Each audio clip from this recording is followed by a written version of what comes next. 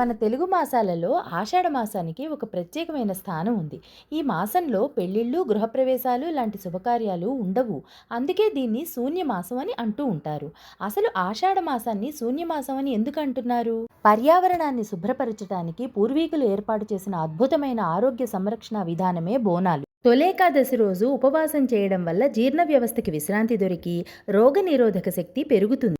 ఆధ్యాత్మికతకు ప్రతీకగా జగన్నాథ రథయాత్ర నిలుస్తుంది. వ్యాస మహర్షి పుట్టినరోజే ఈ వ్యాస పౌర్ణమి లేదా గురు పౌర్ణమి. గోరింటాకుకు శరీరంలో ఉన్న అధిక వేడిమిని తగ్గించే సహజ గుణం ఉంది. అలాగే ఆహార విషయంలో పెద్దలు చెప్పిన నియమాలు వెనుక ఉన్న అసలు సైన్స్ ఏంటి? ఈరోజు మన వీడియోలో దీని గురించి తెలుసుకుందాం.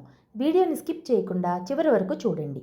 జ్యోతిష్య శాస్త్రం ప్రకారం ఈ మాసంలో సూర్యుడు మిథున రాశి నుండి కర్కాటక రాశిలోకి ప్రవేశిస్తాడు. దీనినే మనం దక్షిణాయన పుణ్యకాలం అని అంటాము. తొలేకాదశి నుండి శ్రీ మహావిష్ణువు యోగనిద్రలోకి వెళ్తాడు. దీనినే చాతుర్మాస దీక్ష అంటారు.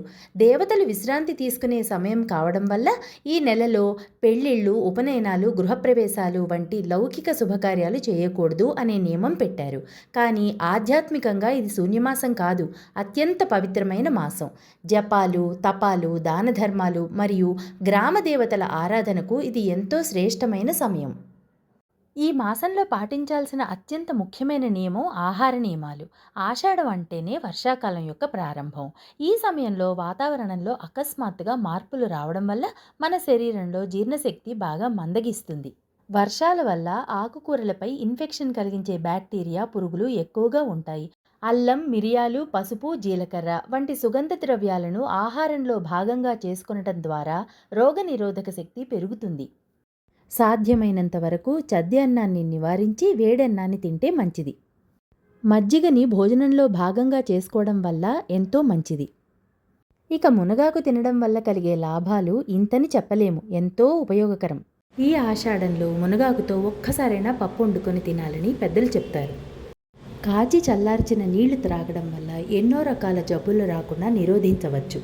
సాత్విక ఆహారం అనేది మన మనసుకి, శరీరానికి ప్రశాంతతను, ఆరోగ్యాన్ని ఇచ్చే స్వచ్ఛమైన శాకాహారం. ఇందులో తాజా పండ్లు, కూరగాయలు, ధాన్యాలు ఉంటాయి.